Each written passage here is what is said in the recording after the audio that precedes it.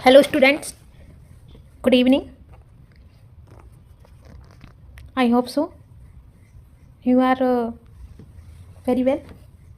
और आज हम UGC नेट दिसंबर 2024 के बारे में बात करेंगे। तो आई होप सो आप सभी लोगों ने फॉर्म भरना स्टार्ट कर दिया होगा। 19 नवंबर से 10 दिसंबर तक की डेट है। तो अगर अभी नहीं किया है तो आप जा कर के फॉर्म अप्लाई करना स्टार्ट कर दीजिए, ठीक है। और फॉर्म की डिटेल्स तो आप सबको पता हो गई होंगी। एक बार और रीचेक कर लीजिएगा, और ख़ासकर जो MA वाले हैं वो भी चेक कर लीजिएगा, जो फर्स्ट ईयर वाले हैं और सेकेंड ईयर वाले हैं। तो एग्ज़ाम पैटर्न तो सबको पता ही होगा कि फ़र्स्ट पेपर जो है वो 50 क्वेश्चन का होता है, सेकंड पेपर 100 क्वेश्चन का, 1 क्वेश्चन या पर क्वेश्चन कह सकते हैं 2 नंबर्स का होता है, और इसका कुल टोटल 300 है ना। तो अभी अपन कट ऑफ की भी चर्चा करेंगे, है ना, अगले पार्ट में। तो आइए पेपर 2 के बारे में जानते हैं। सोशियोलॉजी, जितने भी सोशियोलॉजी के स्टूडेंट्स हैं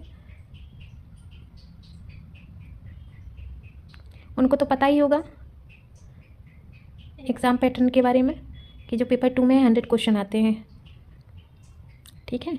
तो आइए अब चलते हैं मोस्ट इम्पॉर्टेंट टॉपिक्स पे, जो आपके मार्क्स फोकस टॉपिक्स हैं, ठीक है। वो तो मैं बताऊंगी ही, लेकिन आपको जो एक एक दो दो क्वेश्चन जो आते हैं और जो हमसे नहीं बनते, तो वो बहुत ही इजी टॉपिक्स रहते हैं, लेकिन हम उनको समझ नहीं पाते या हम उनको डिनाई कर देते हैं कि इस टॉपिक को नहीं पढ़ना। बट वो इंपॉर्टेंट टॉपिक्स होते हैं और कभी कभी उसमें 2 से 3 क्वेश्चन बन जाते हैं। तो हमें ये देखने वाली बात है कि हमें उन टॉपिक्स में पढ़ना कैसे है और कनेक्ट कैसे करना है कि हमारा पढ़ के हो गया है, और PYQ भी लगाने आपको इंपॉर्टेंट है, फिर MCQ भी लगाने हैं आपको प्रैक्टिस के लिए, और जितनी ज़्यादा से ज़्यादा प्रैक्टिस हो सके उतना ही अच्छा है आप लोगों के लिए।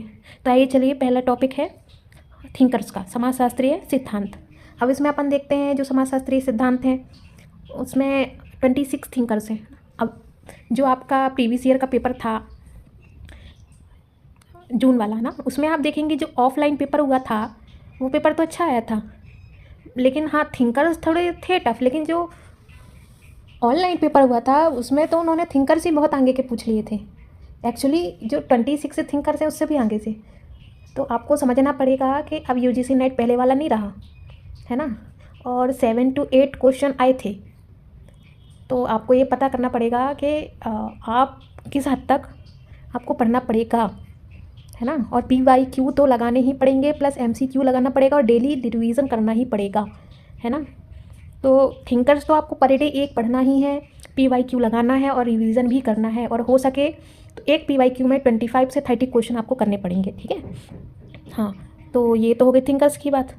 अब अपन आते हैं सेकंड पे। तो रिसर्च तो very important, very very important है, क्योंकि उसमें 2 से 3 क्वेश्चन तो पर पेपर आते ही हैं। आप जून ले लो या दिसंबर ले लो, ठीक है, तो इसका अपन अलग से पढ़ेंगे।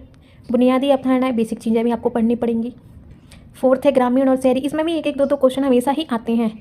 अब आया 5th, राज्य, राजनीति और विकास, ठीक है। तो इसमें हम देखते हैं जो जेंडर वाला टॉपिक है ना, वो कनेक्ट करके ही देता है, और करंट से ही कनेक्ट करके और देता है, या तो उसका पास्ट देगा, या तो फ्यूचर देगा, या तो प्रेजेंट देगा। तो हमें PYQ भी पढ़ना है, हमें करंट अफेयर्स भी पढ़ना है, हमें MCQ भी लगाना है, और इसमें अगर हमें रट्टा मारना पड़े तो हमें वो भी करना पड़े, ठीक है।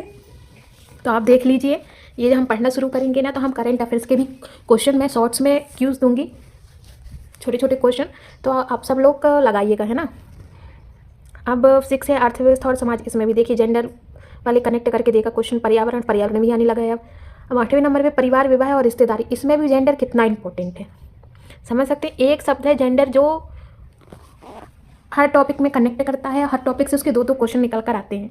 और आपने प्रीवियस ईयर के पेपर में तो देखा ही होगा, ऑनलाइन के पेपर में, तो ये 2 से 3 टॉपिक तो करेक्ट करके जाने ही जाने हैं, है ना।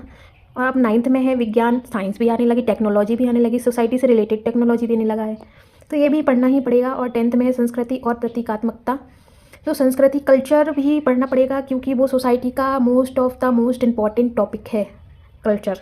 बट इनसे 2 से 3 क्वेश्चन या कभी कभी 1 से 2 क्वेश्चन ही आते हैं, है ना, तो ये पढ़ना पड़ेगा। अब आपको ना जो मैंने लास्ट में दिया है बताया कि बुक्स की जो है थिंकर्स जो हमें डेली पढ़ने हैं, पर डे हमें एक थिंकर की क्रोनोलॉजी याद करनी है। अब हम पहले उसको लिखेंगे, नोट्स बनाएंगे, वो मैं आपको दे दूँगी, फिर हम उसको रिवीजन करेंगे पर डे, एक भी डे मिस नहीं करना है, ठीक है ना। उसके बाद हम उस क्रोनोलॉजी को लिख कर भी याद कर सकते हैं, बोल कर, रिकॉर्डिंग, जो आपको हाँ आपको जैसा लगे, है ना। फिर उसके बाद थिंकर्स भी पढ़ने, उन्होंने सिद्धांत क्या दिया है वो आपको पढ़ना पड़ेगा, उसका भी आप खुद से नोट से मैं उपलब्ध करा दूंगी। और आपको रिवाइज और PYQ तो लगाना ही लगाना है सारे थिंकर्स की। और ये याद रखिएगा 25 से 30 के बीच में तो आप लगाइए ही daily, most of the important है, क्योंकि 7 से 8 क्वेश्चन आए हैं और इस बार अपन कमी नहीं कर सकते, ठीक है ना। अब जेंडर पढ़ना है, और जेंडर के साथ साथ डेवलपमेंट, है ना, बिकॉज इस टाइम पे डेवलपमेंट में बहुत क्वेश्चन आ रहे हैं, बहुत, जो पास्ट, फ्यूचर और प्रेजेंट तीनों कनेक्ट करते हैं, ठीक है।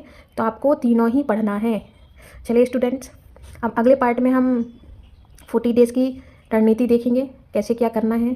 खासकर जो शादीशुदा महिलाएं हैं या जो गांव में रहती हैं, उनके लिए खासकर मैं कहना चाहूँगी कि आपके पास टाइम नहीं है, या आप इतना रिसोर्सेस आपके पास उपलब्ध नहीं है, या आप इतना पढ़ नहीं पा रही हैं, या आप पेड क्लासेस नहीं ले पा रही हैं, तो आप मुझे बता दीजिएगा, तो मैं आपको वो रिसोर्सेज उपलब्ध करा दूँगी। अगर आपको पढ़ना भी है तो मैं वो भी अगर आपको पढ़ना है तो मैं वो भी टॉपिक्स निकाल के आपको बता सकती हूँ। तो आप कमेंट बॉक्स में बताइएगा, जिनको भी समय का बहुत शॉर्टेज है, बिकॉज मैं जानती हूँ कि बेबी होने के बाद और मैरिज होने के बाद इतना टाइम नहीं मिल पाता है, फिर भी हम एक अपना टाइम निकालते हैं। तो आप कमेंट बॉक्स में बताइएगा कि आपके पास कब टाइम है और आप कब पढ़ना चाहेंगी, और रिसोर्सेज क्या क्या चाहिए आपको या क्या क्या नहीं है, तो मैं भी वो भी बताऊँगी आपके लिए अलग से वीडियो निकाल के, ठीक है। चलिए, तो आज के लिए इतना ही। अब कल हम बताएंगे पार्ट 2 में कि 40 डेज़ की रणनीति क्या होगी हमारी आगे, है ना। चलिए, धन्यवाद, गुड नाइट।